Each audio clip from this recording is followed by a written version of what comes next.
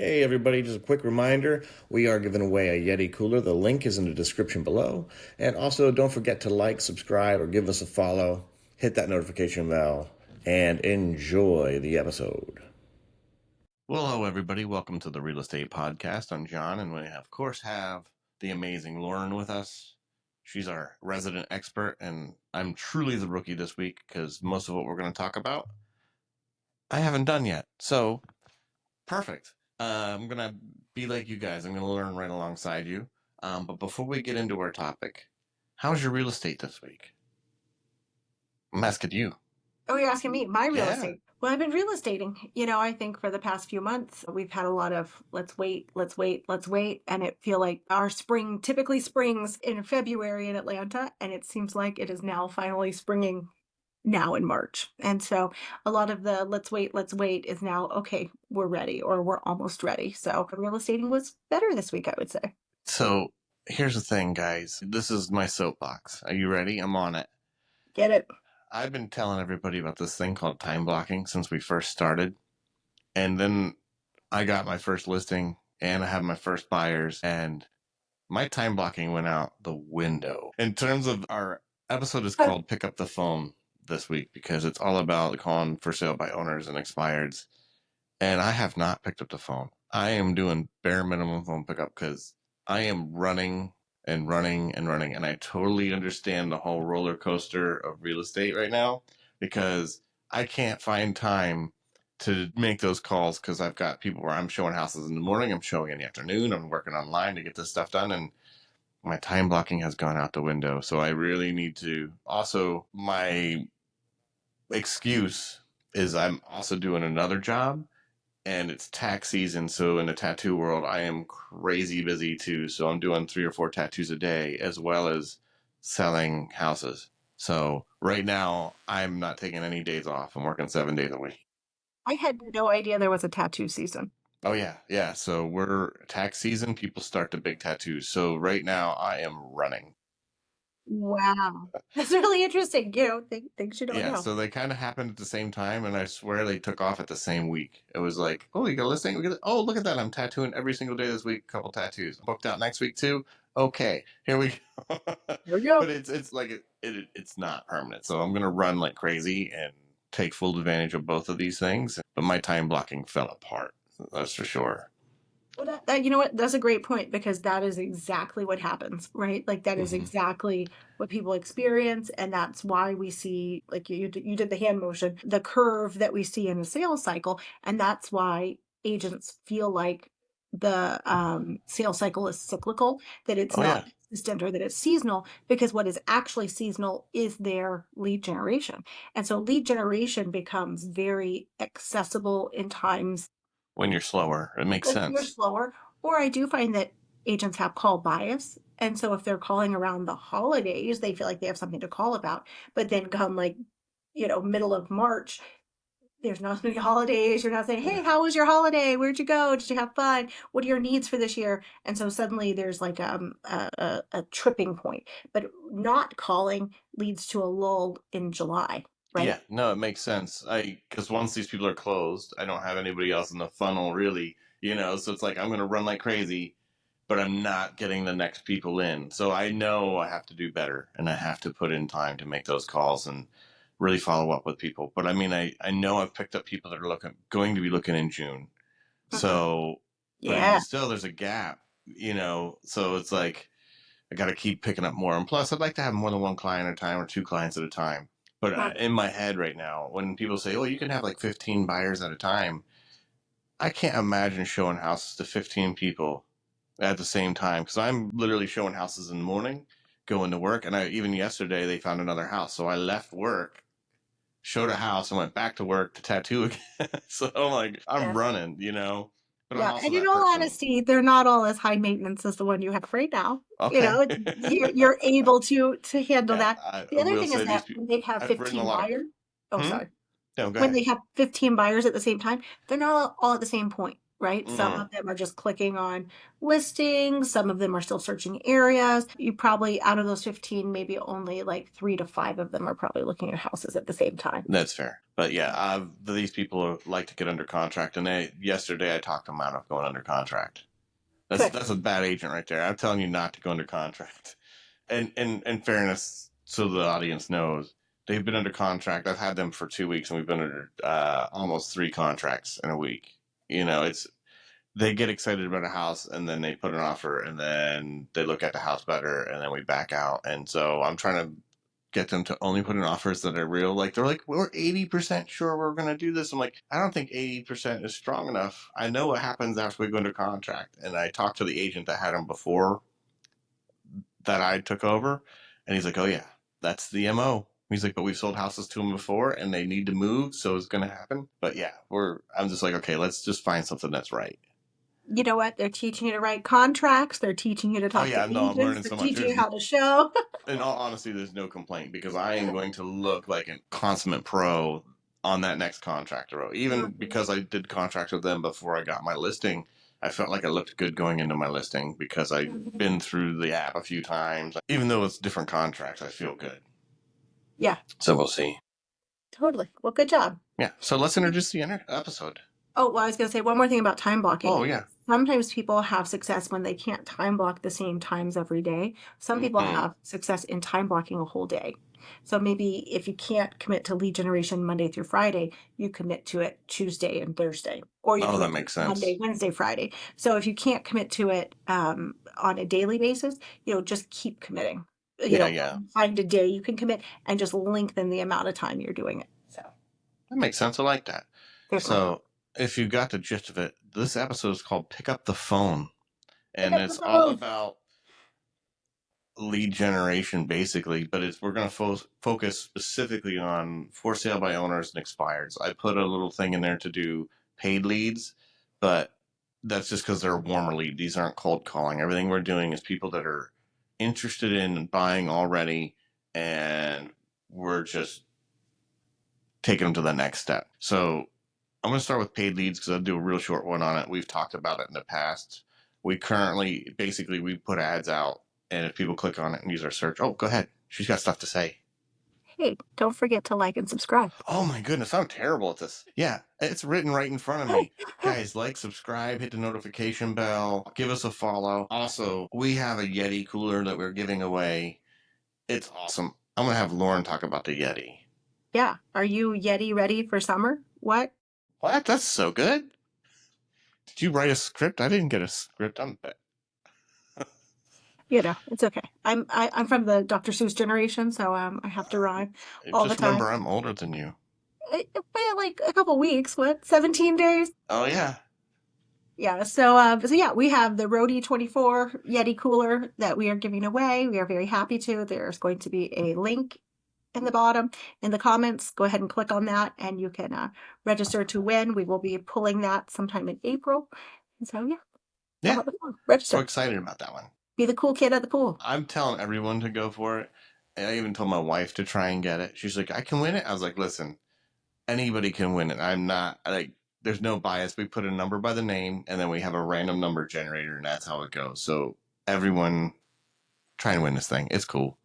Yeah. All right, now we're gonna do it. Everybody, we do this thing called pick up the phone, and we do these links which we pay for, and if people use our search, they give us their information.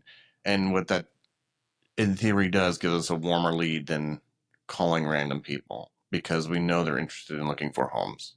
And then we use Sync, but there's lots of them. You can do it through. I believe Realtor has an option like that. I believe Zillow does too, or no, I don't know. So Zillow has some different programs depending on what month of the year you're at. They've changed their program a lot in the past 2 years, so they may or may not have a program that you can join into. You may have to earn into it. Realtor.com has a program. Almost every website has some kind of program. If you are an agent, you're probably getting at least one call a week from somebody Oh selling their yeah, yeah. program There's no with shortage of paid people leads. trying to sell you leads. That's for sure. The one that Jonathan and I chose, we chose it because there's a click funnel. And so a click funnel is where, people click on an ad or they click on something that they're interested in, and there's a couple different stages. And so what this does is it weeds out people that are just clicking. if you're just clicking around, most of the time you're not going to give your name, address, phone number, that information. And by having like a deeper click funnel, you're able to see who's really interested and who's actually the buyers and the sellers, and how you can help them. And so we have tried out this paid lead program as our sphere, who has traditionally been most of our business, has kind of slowed down in their moving cycle. Most people are staying in their houses longer, especially compared to COVID times. Oh And this yeah. is something to supplement what we already do. And so, by no means is this our main source of income, but it is a way to boost income during Yeah, times it's of one of our struggles. silos is the way I would put it, you know. Mhm, mhm. We're not going to spend a lot of time on this one. Um, the thing I like about Sync, and I wasn't part of choosing this program, it was in place when I got into real estate. Lauren was already doing it. The thing I like is that they do have tons of classes and education, and they have ways of answering the phone and how you talk to people that is unique to themselves. And I like them because they feel a little bit less salesy and less pushy. Um, so there are lots of good scripts, and that's why I added this in because what we're going to mainly talk about is you're gonna want scripts until you get comfortable. You can do your own thing. The first one I will call it the for sale by owner is the one I want to get into first. Now, I was tempted. I was doing an open house and I drove past a guy that was still working on his house and had the for sale by owner sign in his front yard, and his house wasn't ready yet. And I was like, maybe I should try this. And I didn't. I chickened out. I didn't do it. What? I know. I'll be honest. Here's what goes through my head. If there's a for sale by owner, and I know this is probably wrong because someone's going to give him a call. Lots of people are going to call, and that's what went through my head. I'm like, he's got the sign in his front yard. I'm showing a house for this other person right now. Chances are that guy already called him. And so I didn't. I talked myself out of it. Also the idea of trying to go in and talk to that person and just be like that. I'm like, once that hits the market, all these agents are going to call him, that he's going to get flooded. I don't want to be the guy, just another call in the mix of things. So I also don't have a good script for it. And that's a terrible excuse because there's a whole library that our brokerage has with scripts and everything else. So I managed to talk myself out of doing it. So, Yeah. Well, that is a great point because fear is a stop sign for most people, mm-hmm. right? Sometimes you can roll on through and make it a yield sign, but for most people, it is a stop sign. And the fear of being salesy, the fear of rejection, the fear of, saying the wrong thing creates this hesitation within people. And a lot of times agents do not go for the for sale by owner. But what I would tell you is that you've got to change your mindset, Yeah. right? And so the mindset you can go two different ways. When I talk to for sale by owners, I have two different thought process. First of all, can this house fit one of my buyers? Mm-hmm. Right? Obviously, it is probably not on the MLS, or if it is very poorly represented on the MLS because they are not professional marketers the way we are, right? Mm-hmm. So, if my clients were to have seen it on the MLS from something that I sent them through our feeds, they probably would not have flagged it in their mind because it Yeah. maybe had cell phone pictures. Maybe the pictures were dark. Maybe they didn't know how to take pictures. Maybe they had no pictures. Maybe they're not on the MLS, right? So my first question is, does this fit one of my buyers? Which Yeah. for you, it did because you were in the neighborhood with a buyer, right? Not this one. This one when I was doing an open house. Your open house. Okay. Yeah. Well, you could have potentially had a buyer in there, right? So Yeah. my first thought is, does this fit a buyer? Because traditionally for sale by owners, when they are represented by themselves, not a broker, they net about 10% less. This is Mm. historically over data. So I know when I see a for sale by owner that might meet the criteria for one of my buyers, I can get my buyer a better deal. Yeah, that's fair. That Right. makes And sense. so if you come in from that, like, hey, oh, I just saw your sign. I didn't know you were on the MLS. Or I didn't know you were listing. I didn't see you on the MLS. Start that conversation. I have a buyer in the area. Can you tell me more about your house? Just come from a place of curiosity, especially if you see somebody in the yard or you can do it face to face. That's a very natural conversation. On the phone, it's a little bit more awkward because if you called them, obviously you've seen it somewhere. So you Yeah, yeah, can't of course. there. But my first thought is typically about the buyer. Do That I makes have a sense. buyer for this house? This is something that we have a shortage of inventory, listing inventory on the market.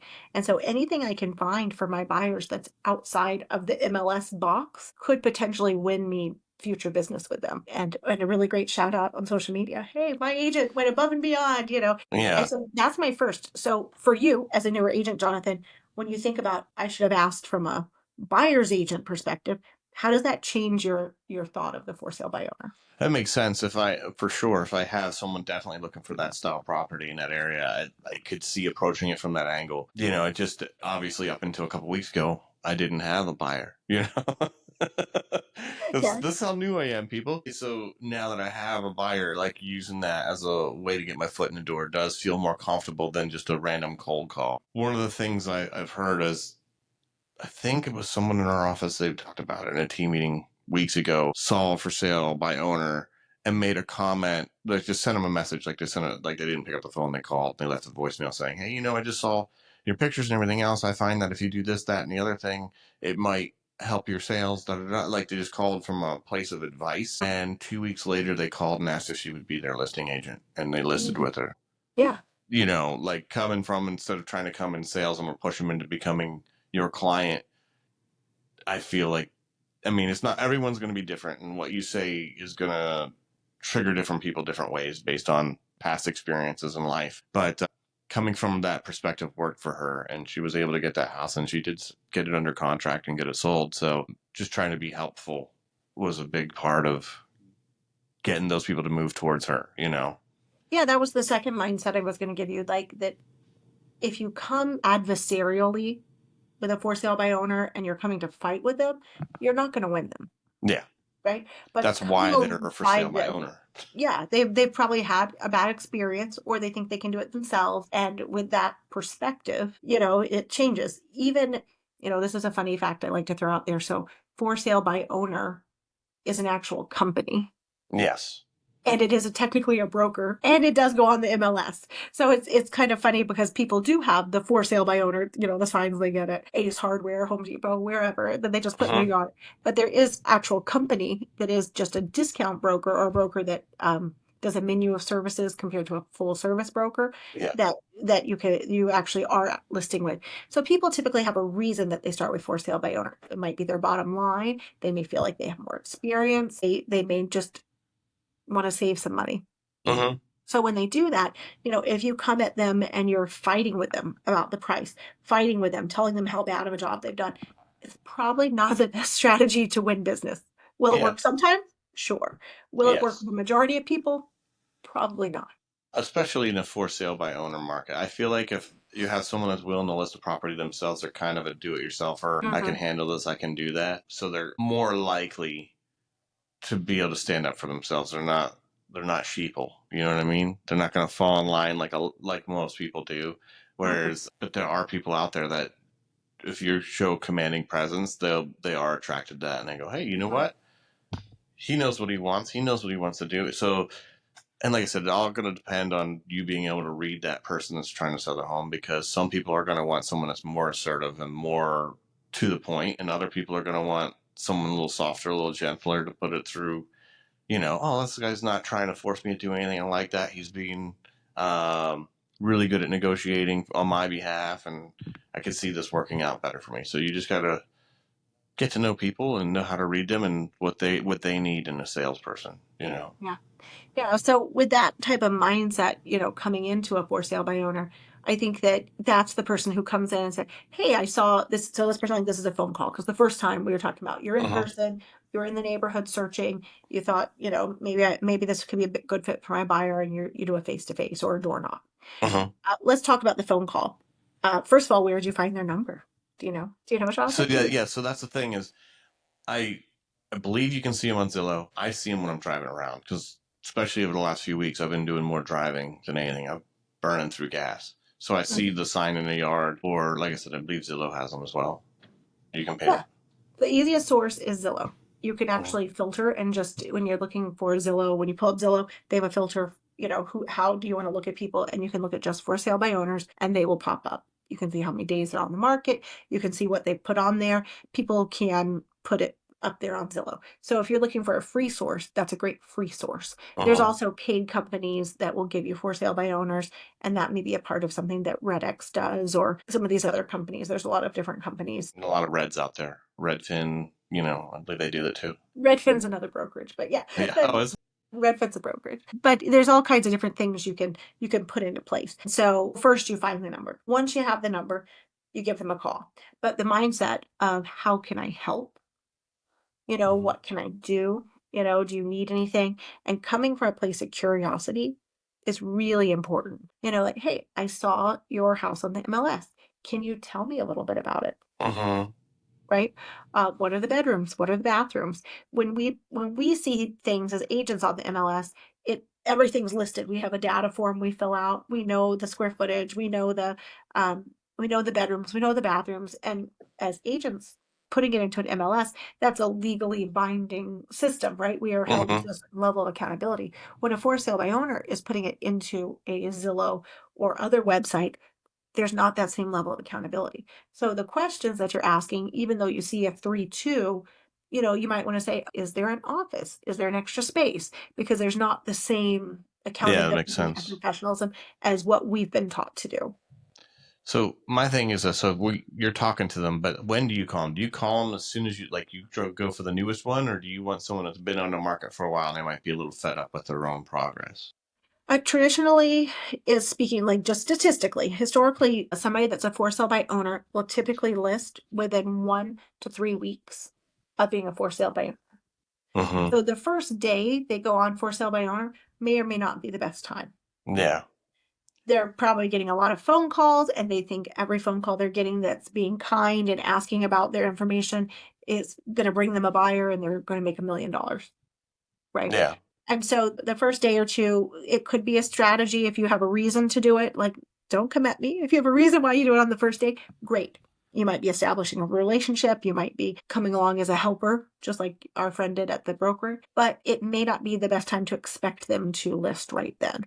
So Mm-hmm. sometime between 1 to 2 weeks on the market is typically when they're getting frustrated, when they have stopped liking showing the house. The spouse that maybe didn't want to sell for sale by owner might Might be be having. might be kind of eating them, Yeah, right? that's fair. Might be nagging them a little bit more, getting the kids, the dog, the pet snake out of the house for the showings, or maybe they've had bad feedback from people they did have showings, or maybe all they've had is realtors calling.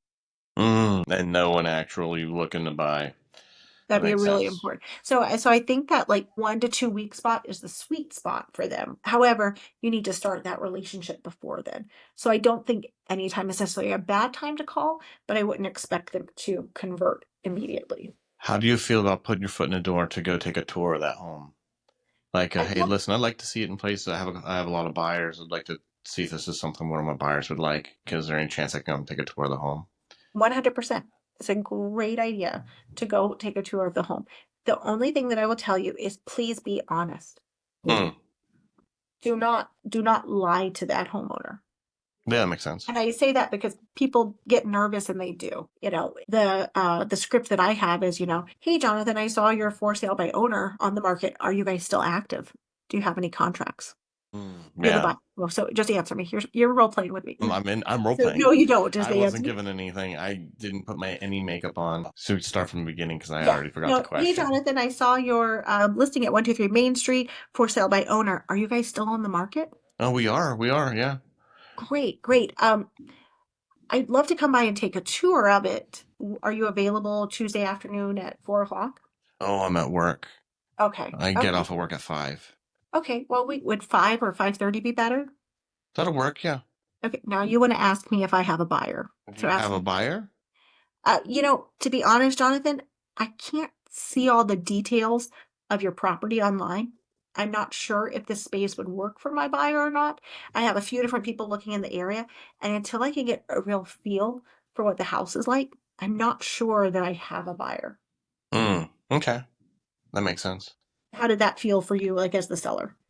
It felt okay. I'm not upset about it, You And I know. didn't lie. Yeah. I'm not sure. I haven't Yeah. seen your house. I don't know how it's set up. So maybe it fits my buyer, maybe it doesn't. And let's be honest, every house we show on the MLS, we may or may not have a buyer for it, right? That's true. Yeah. We show It's hard houses to all the see. time and my buyers say no, you Because know. I will say that for sale by owners sometimes will say, a lot of agents want to come see my house, but they don't bring buyers with them. And that's where I go in and I explain, yes, that's true, because we don't see the same data on your for sale by owner that we're used to seeing on a house on the multiple listing. So a lot of times as an agent, I have more questions. And so before I bring a buyer client, I want to come see the condition of the house That and makes sense. Yeah, I don't want to everything. waste their time. I've got, yeah, Yeah. And showing a house is still a reflection of me. exactly. If you show a bunch of bad houses, they associate you with those houses. Yeah. And so Mr. Seller, I hope you understand that before I bring a client to your house, I'm going to come and look at it first. Yeah. Because Yeah. I don't want to I waste don't know their if you've time. been there yet, Jonathan, but we've all had that guy that's not dressed properly and doesn't leave the house when you do the showing. I had it a month ago, and he was Mm. in his underwear on the couch watching Law and Order. And he didn't move? Master bedroom. As we walk into the master bedroom, come on in, guys, it's fine.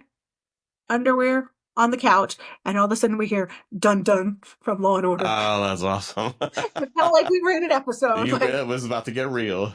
it was about to get real. And I would love to tell you that that is my first underwear owner encounter, but it is not. So, I'm too timid, guys. I'm gonna always I'm gonna be fully dressed every time. I'm gonna tell you that right now. You're never gonna I get should the hope underwear so, job. Jonathan. I don't. I couldn't Oh, imagine having strangers see me in my underwear. Like in my head, I never. You know what I mean? That's no way. I just this is going that's a downhill level of fast, comfort. Jonathan. I envy it a little bit. Like I wish I was that comfortable in my own skin to just be like, it's all good. Come on You know in. what?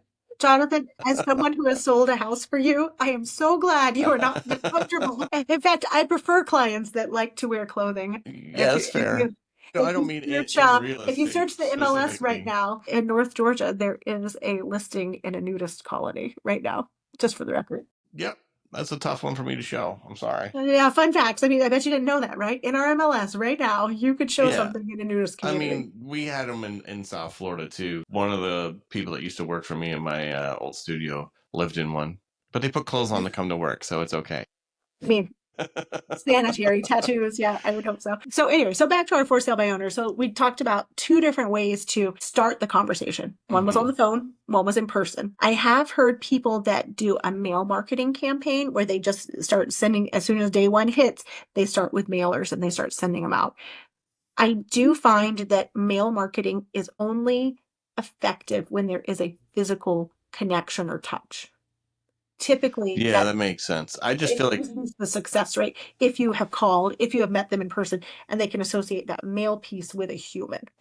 hey, did you get the flyer I sent you? You got to do a follow up of some sort. That makes sense. Yeah, and mail marketing is expensive, whereas phone calls and door knocking is not. Yeah, I imagine the numbers got to be way down on the percentage on closing with mail. I just imagine it's just me speculating, but in my head it's like, how many people see that thing in the mail and toss it? I'm starting to go through it now. My second mailers are going out this week. I have to start writing addresses, and I know it takes a long time. And I'm wondering how many people actually even opened my last one. So we'll find out. Take time. But and they do say that mail marketing is coming back. That Hmm. direct mailing is coming back because people pulled back so much on it for doing COVID, and that now people are starting to open their mail again. However, it needs to have a personal touch. So if you're Hmm. going to do that, trying to figure out a way to also make that touch. If you're just mailing things, the percentage is pretty low. Yeah, So that's you've fair. established contact with them. How do you leave it? Right? Let's say I went and I toured your home. I am very careful to not give marketing advice. There are actual like legal concerns. You can't, Mm, if somebody who's not our client, we are not supposed to give our opinion of price. I don't personally want to give my marketing information to everyone I see on the street. that's fair. Yeah. And so my tour of the house is a lot more of uh-huh, uh-huh, and a lot less of, oh my gosh, you should do this. Oh my gosh, I love that. Right. I want Hmm. to create rapport with them, but I also am not trying to boost their confidence too much or put them down. Yeah, you don't want to leave them insulted or tell them everything they need to know to do Yeah. that on their If own. if I give out all of my worth in a walkthrough, then why would they need to pay See, me? that's something I think I would really struggle with because I'd be like, oh, well, yeah, you should do. I would get into it and I Mhm. immediately give up, show my whole hand. I talk about it like wearing a muzzle. Like it doesn't feel the way it does. It's not me personally, but Hmm. I have been in this situation where I've given all kinds of advice and people have taken that advice and then they do it on their own. They're like, I just Yeah, you spent help them sell hours their at home for when free. you did it for free. Yeah, and I don't mind helping people. It's not a bad thing. Don't Hmm. misunderstand me. However, my whole marketing plan is from years of experience that I've put together. You know, Hmm. Jonathan and I have talked about it through his listing. I mean, there's psychology in the price we choose. There's ways to take the pictures. There's orders to put the pictures. There's so many things that we've learned in a marketing throughout the years that expertise is what we're paying for. What Hmm. the compensation that we receive is for. And it's really important to think about it that way because when you call a plumber to your house, whether you get the master plumber or you get his apprentice, there is a different price charge. For sure. Yeah. And I think that one of the positives that came out of the compensation argument that we've been having over the past couple of years is that not all agents should be compensated equally. Mm. That's Right? fair. That if you are doing more and if you have more expertise, then maybe you're worth a higher compensation level. Well, that's why we negotiate that, you know? Other industries do it, from auto mechanics to plumbers to, I mean, even tattoo artists, right, Oh, Jonathan? yeah. A brand new tattoo artist may not charge the same for the exact same, let's say, a rose that, a brand new artist versus you, it's not going to come out the same. Yeah, no. They may do a great job, but you're probably going to do it faster, cleaner. Maybe your color lasts longer. There's a reason why you are worth more. Yeah. And I think that we could say the same in the industry. And it's not necessarily the time spent, but it can also be the expertise level that you have, Yeah. right? No, that makes sense. So that conversation is not specifically like when I'm in their house, I'm not giving them a laundry list of to do things. I'm wanting to let them know that that I'm an expert and that there could be some things done to increase their value, but I'm also not attacking them about it, Yeah, right? of course. Yeah, you want to leave on a good vibe too, for sure. Maybe No, that one makes or sense. two little gems at the end and say, hey, in the past, I have helped for sale by owners. You're going to meet a bunch of agents. Some of them are going to come at you and be really aggressive. I am not one of those agents. I am Hmm. here to help. This is my community. I sell here. I live here. I help people buy here. If you need anything, I would love to be a resource for you. Here's Hmm. my number. Here's my email. Let me know if you need help. Yeah, I like that. That's a good closer for me. Like, because to me, it's like you give me the thing, I give you all the tools to reach out to me, and I can do anything I can for you. Ultimately, they know what your goal is, but you leave them feeling like this person's actually trying to help. They're not just trying to take their compensation. You know? And I do find that people that are less professional will just verbally attack them, right? And positive or negative, just want to give them so much information in every room they go into, want to tell them all their experience, want to tell them Yeah, everything. they're selling themselves too hard, There's probably. a little bit of professionalism in just zipping your lips. Yeah, no, that makes sense. And I think you can be seen that way. The other thing is that, we talk about selling to different types of people. So those high D, those people that want to be direct, they love you keeping your mouth shut because that it goes fast, it goes good. You must be a sharpshooter, right? The D Hmm. really identify with that. The I, the people that love to talk and that are very personable and love those interactions with people, they're going to be wanting more. Your Yeah, quietness is going to, they're going to ask you questions. They're going to be trying to win your approval. And so they're going to want to talk to you even more because you are quiet. Those S people, the steady people, the people that are just very, very steady, it may be calming for them. If you come at them mm, and you disorient them, you might upset them. It calms them down. And then the C people that are like the accountants, the very particular, the people that are really, calculated. yeah, really calculate. They pay attention to every detail. They may have put in a lot of things in that house and they don't know that what you're adding is going to give you value or give them value. And so I think Hmm. that, coming in a little bit quieter and not just Yeah, I feel talking. like I definitely would have got that wrong. Well, it's nerves, right? Yeah, oh When you yeah, get no, I. nervous, most people talk too much and Hmm. and put too much out there. And so I think that that would be, when you're doing the tour and then come alongside and then check in because one of our sayings in real estate is the dollars in the follow up, right? Yeah, The money's in the follow up. So going there being once consistent. Yeah, is not going to win you a for sale by owner. yeah. So call the first call or the door knock, then the Hmm. tour, and then the follow-up. And so how often you follow up may determine if you get it. Like, Yeah, hey, Hey, John, thanks for showing me your house. I talked to my buyer. It's not a great fit for them right now. They're really looking for an additional space, whether that's a basement or an office or a bedroom. But I really appreciate you showing me your house. Have you had good showings? You should answer. Have you Oh, had good yeah, no, I showings? figured. Um, I'm gonna say no. Let's be No. honest. Yeah, yeah. It's kind of tough. It's I'll be mainly honest. realtors. Yeah, if I hadn't driven by, I really wouldn't have known. The MLS listing that you had put on, it doesn't show as well as your house does in person. So it might be hard for buyers to see it. Is there anything I can help you with? Is there anything that you feel like that you need as a for sale by owner? I think I could if I need to show better, I guess I need to get it on more outlets. Or outlets, yeah, or even taking some pictures, maybe not with your cell phone. That might be really effective. Sometimes the cell phone is formatted differently and they don't feel the same. The professional cameras that we use when we do listings are actually high definition and they take 3 photos and then compress the images. Yeah. Some of the buyers might be seeing is that they're used to those super high HD photos.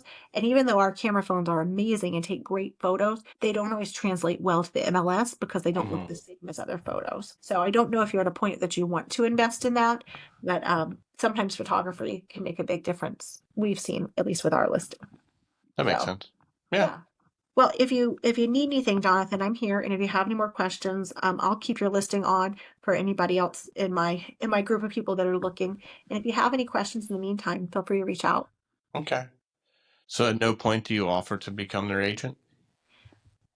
Yes, I do. I do try to, that's like the closing the deal. I'm here to help. And at the point in which they call and they ask for help, because you Hmm. didn't really ask me for anything. And so slowing my showings have been slow. But if you said, "Oh, do you know how I could increase?" Or if you start asking me questions, that's where I go into, well, there's certain things I can help you with, but in the state of Georgia, legally, in order to give you opinions of price and Yeah, yeah. I and work for help a you, I need company to. and Yeah. that company gets paid for what I do. Well, the funny thing is that we determined with this lawsuit that compensation and amount of work is not there's no correlation. Yeah, of course. Yeah. However, it is something that I do intend to get compensated for Yeah, when yeah. I do that kind of work. I put a lot of work into my industry. Therefore Mhm. there's a reason I asked for what I asked for. Yeah, this is my craft, right? Yeah. This is what I've worked hard for. And so, I can say, "Hey, Jonathan, if you decide to list, I'd love to be on the list of people that you interview. Let me know how I can help." Yeah, of course. My I'll goal do is what to I can, but beside you. Yeah, I'll be the one that you can reach out to. that makes sense. So, yeah, for sale by owners is a great source. I believe the statistic is 80 or 90, or wait, no, excuse me, wait, the statistic went down during COVID. I think it's 75% of for sale by owners wind up listing with a broker in order to Okay. sell. So I think that's really high. Yeah, if you need a listing now and you need to make some money, I do understand. Like, you know that they have a house, you know they are trying to sell. So if you're able to convert them to become one of your clients, it's a great way to get listings, especially if you have the gift of gab and the ability to close people. Mm-hmm. That definitely is a strong source. 100. Yeah. And the next one is the more scary of the two.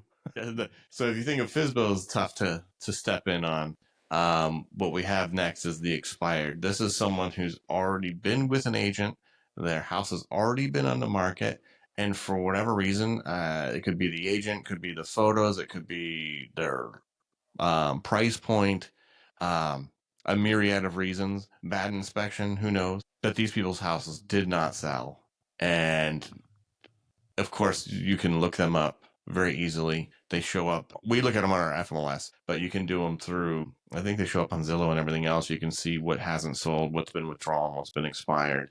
And so they're easy to find, but the people have already been through this process with supposedly a professional, and now you got to try and win them over. So to me, this is terrifying. I consider for sale by owner. I've never considered calling an expired. I haven't had to, Obviously, the market's different, but go ahead. Well, and expireds have not been a large part of our market since about 2020. Yeah. Pre-2020, they were a viable source of business. They were very strong. During COVID and during that time, housing was moving so quickly that very few properties expired.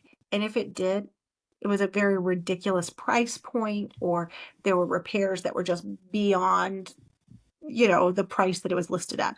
But the reality is that now, as inventory is increasing, we joked that it doubled this spring. Our inventory doubled from 1% to 2%, right? So like Mm. it was, but it felt, we could feel it, right? We Oh do have yeah, inventory, just even this though, last week was crazy. I feel. yeah, we're still very low inventory.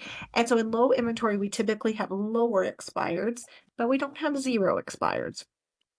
So when I first got into the business, it was a very large part of my business, and it was where I really cut my teeth. So some of Hmm. my information is a little older, but it's still very applicable because it's the same process now as it was. Expireds are easy to find talking about the house number. What is hard to find with expireds are the actual phone numbers or contact for the seller. Because with Because it's listing usually agent, the agent number. yeah, I'm going to try to hide that information. And if you ever get the listing agent, you're probably not going to be able to make it to the seller because expired means that they no longer have a contract with the with that agent that was listing their house. Little moment for the lawyers here. There is a do not call list. Hmm. Do not call people on the do not call list. You personally, your Yeah, it's brokerage, $2,000 a call or something like that, yeah. right? So little plug here. Be smart. Hmm. Don't get charged. Don't go to real estate jail. Don't get fined. Be smart about who you're calling. There are some times where people have advertised their phone number as far as selling their house, or they've maybe put it up as a for sale by owner. That is an advertisement, so they have Legally off the publicly put list it. for a while. However, expireds don't fall in that category because an agent did that. Yeah. And so you're going to have to be really savvy about that. And that's where companies like Land Voice or Red or some of the Yeah, Mojo and Vulcan and Espresso, they all sell those lists and they pre-screen them. They already, if it's a do not call, they already remove them from the list. But do check that because I know our office puts out a do not call list that's updated for our area all the time. So I see it come across the email every couple months or so. and it's super important, right? We don't want to break the law. We don't want to get fined for a dumb reason. And you want to be respectful of people. So there's a Yeah, there nice, have been nice some little big plug. lawsuits though. There Yeah, have there's been been some huge big laws. lawsuits where people called and called and called and called, and it turns up being. It's amazing how fast that adds up at $2,000 a call. Well, and when you're looking at somebody using an auto dialer, right, like a Hmm. Mojo or Vulcan, or there's a bunch of different ones. The auto dialers can cause that problem because they'll keep ringing the same number. And I will just take a minute to talk about auto dialers. I don't know, Jonathan, I don't know how much experience you have with them, but what an auto dialer does is it actually dials three numbers simultaneously. Hmm. And then the first one that picks up, that's the person you talk to. And then the other two, they they just get like music or they go nothing. So have you ever had a spam call and you Oh yeah, answer all and the it was time. So I always that answer my was a phone. caller? Yeah, Yeah, I'm a person that answers scam likely calls on my iPhone. not surprised. Yeah, no, well, so I didn't used to. And then during the pandemic, we were getting so many calls at the studio and we'd switched our from a landline to a cell phone at that point. And I was tattooing and it was one of those moments where I picked up the phone and I was hitting answer before I read that it was scam likely. And then Mhm. I answered, I was like, well, I already hit answer. So I put it to my ear and it was a client. And their phone came up as scam likely for whatever reason. And so from that point on, I'm like, yo, I'm losing maybe not all of the clients that call, but there's enough coming through that get labeled that aren't actually a scam. So I answer them all because of the business I'm in. So I answer them all. And Yeah, you'd be surprised how many scam like these are real people that are trying to get a tattoo or look at a home. there. Yeah, answer your phone. Goes back to our title. Pick up the phone. Yeah. What do you know? What a tie in. Yeah. So that's the first hurdle, right? Who has Yeah. expired and calling them. Yeah. So unlike the for sale by owners, typically with expireds, there is a time Yeah. that they are going to get too many phone calls and they are going to stop answering. So there is a time, a magical time. So for me, when I was doing it, we started at like about 8 o'clock in the morning. Mm-hmm. Check your local area. There could be different rules for what time you can start to call people, but I found that around 8:30 was a good time to start calling people. So what I would do is I used Red personally. I found that when I was trying to do it on my own, I was not getting good phone numbers. I was getting a lot of agents, or I was getting random numbers or disconnected numbers. It just wasn't. I was not able to source the numbers well. I So was I going to say did this want is to. one you'd want to pay for a good source, and it's pretty common. It's not hugely expensive for the expired list. Mhm. Yeah, the expired list is not terrible. I think I did buy like the system, and so it was a little bit more expensive because I it did have some more features to it, but I haven't priced them recently, so I don't know exactly what their system is now. So every morning I would get up and I would have a spreadsheet uploaded into my system, and I would look through it based on area, what price they were they realistic, and then I would double check to make sure that they hadn't relisted. So this is like the pre-work that I was doing. Hmm. Because if they've relisted, you have just been in violation because you have solicited someone who is Hmm. currently under contract with another broker. And that's important to know. I would also filter through people that may have expired from my brokerage. And what I would do is I would call the agent first. Hmm. I find that that's professional courtesy. I don't want to burn any bridges. And in fact, I wound up selling a house to one of my buyers because of it.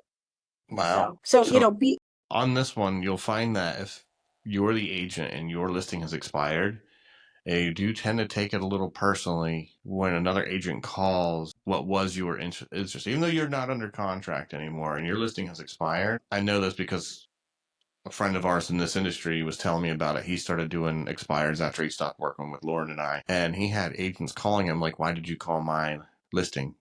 He's like, "Well, it's not your listing anymore. It's expired." And so there were people that called this agent because they were offended that he would call them. Like, how dare you call them? It's like, well, you didn't do your well, job. yeah, but it goes a little deeper than that too, because Yeah. they may still actually have a signed contract with that seller. Fair.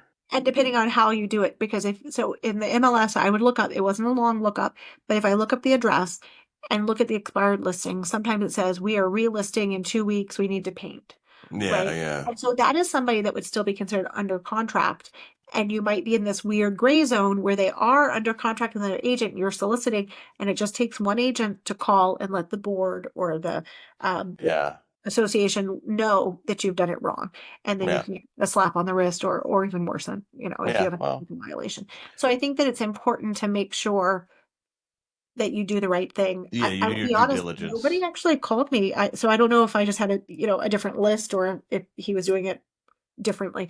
But Yeah, the way this guy came across was he's like the agent came off was like, "Hey, we're on the same team here," because I guess they're apparently in our brokerage. It was yeah, yeah, and yeah, I wouldn't call anybody from my own brokerage because I feel like it's professional courtesy. Or I would call the person first and I'd say, "Hey, Jonathan, I saw your listing expired. Are you guys going to be relisting? What's the story?" And yeah, so I would wait and find out. And oh yeah, that's my grandma's house. We're going to relist in a couple weeks. She just broke her hip. She can't get out for sure. Like yeah, a lot yeah. of times Getting there's a that background reason. is important. Yeah. Yeah. And then once you have, oh my gosh, Jonathan, I hope your grandma feels so much better. Good luck. Will you let me know when it goes on the market? I may have a buyer. Click. Hmm. Done. Yeah. Fair.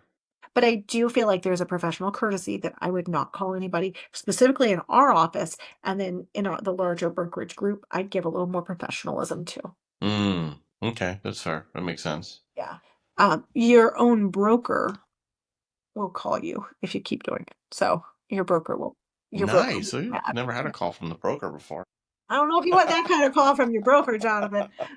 I just Yeah. want them to know I exist. Ah, Just want to Oh, be oh, Melba seen. knows about you. Melba knows about you, Jonathan. Don't you I worry. had to call her for some contract advice the other day because Yeah. I got some stuff kicked back and for little notes, and it was like what happens was my first contract, and we were in the process of fixing the exhibits, but then my clients unilaterally decided to terminate the Terminate. contract. And so they sent me all these notes. I'm like, do I have to fix the exhibit? It's already terminated and I've served the terminated. Like, this doesn't make sense to go get them to do an addendum on a contract that no longer exists. And she said, no, don't worry about it. You're good. I was like, okay. Yeah. She's like, but get them in line next. I'm like, we were getting them in line because what happened was I had pre-labeled all my stuff and he pre-labeled all his stuff.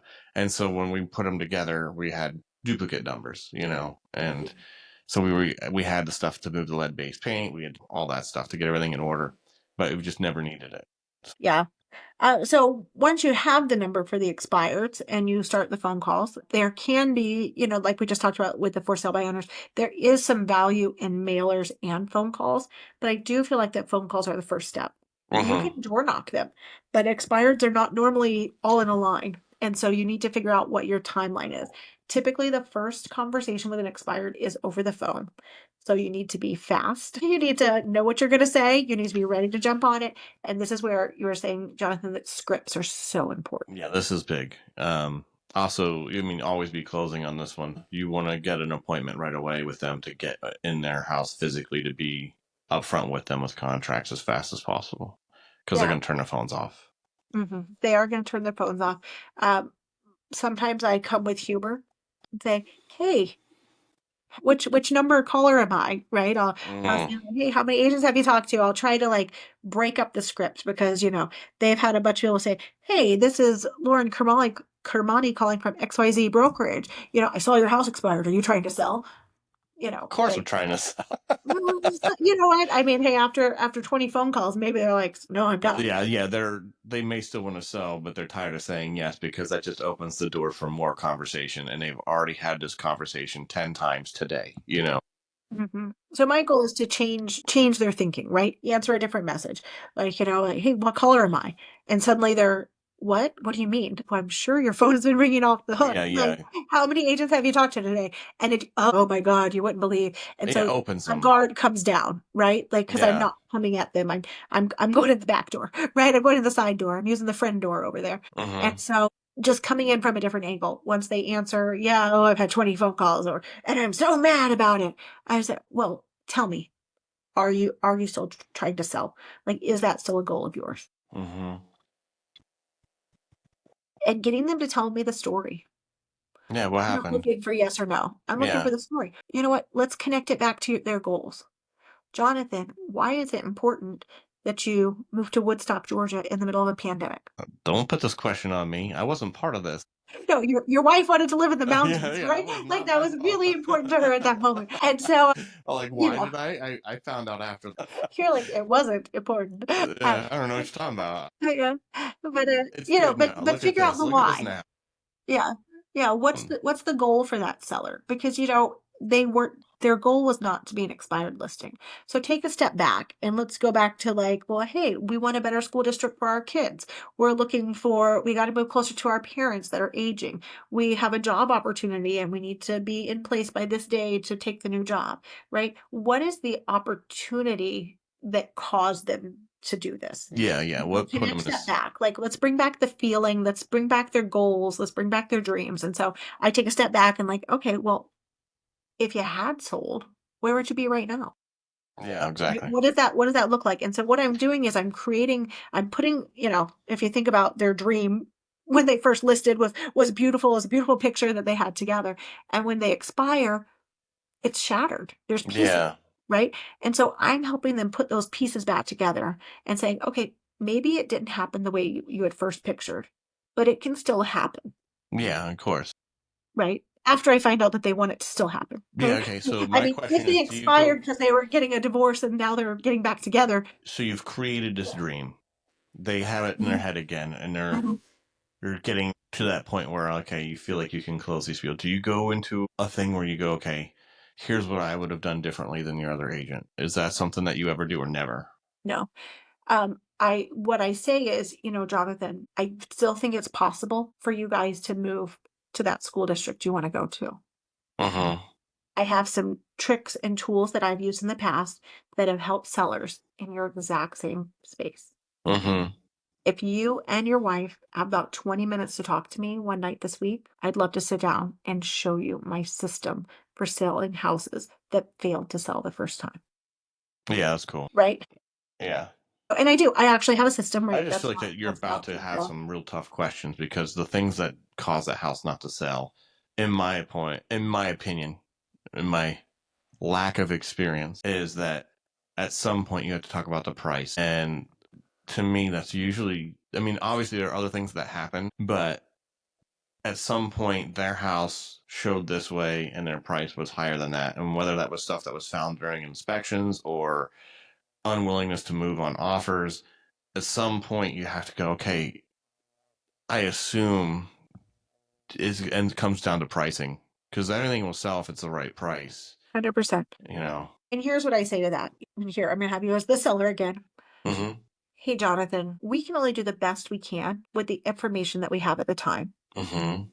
When you first listed, we really felt like your house was in top-notch condition. Hmm. But after that inspection, we learned that A, B, C, and were wrong with the house. And I know you don't have the cash to fix it right now, and that's okay. But now that we have that information, we need to be realistic that the value of the house is not exactly the same, and we need to market it differently if we want to get you sold.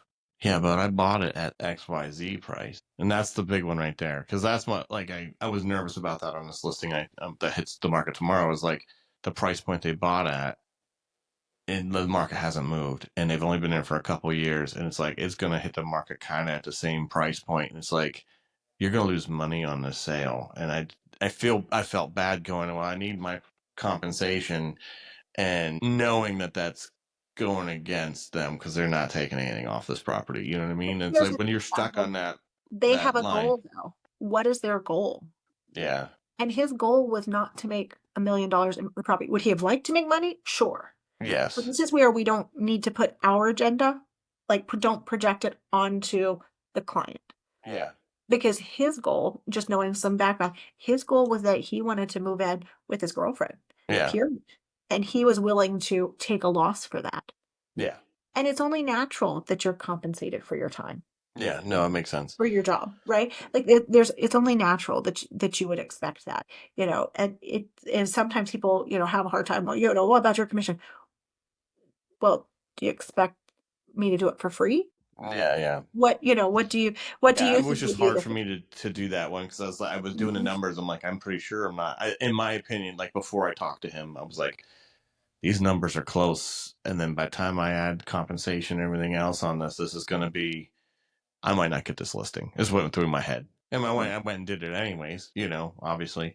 And I mean, you have to do that even with an expired. I get that. But at some point, I Mhm. think those conversations can get really tricky.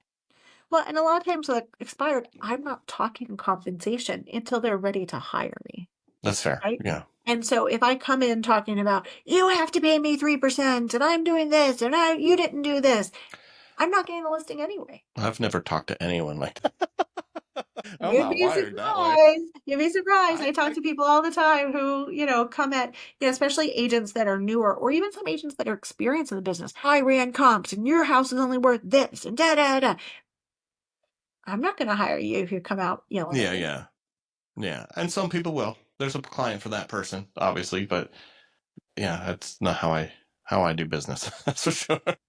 Yeah. I So come it's in not, like, ooh, let me cut more off of my end. Let me help you. and there's a part where it's important to be human, Yeah.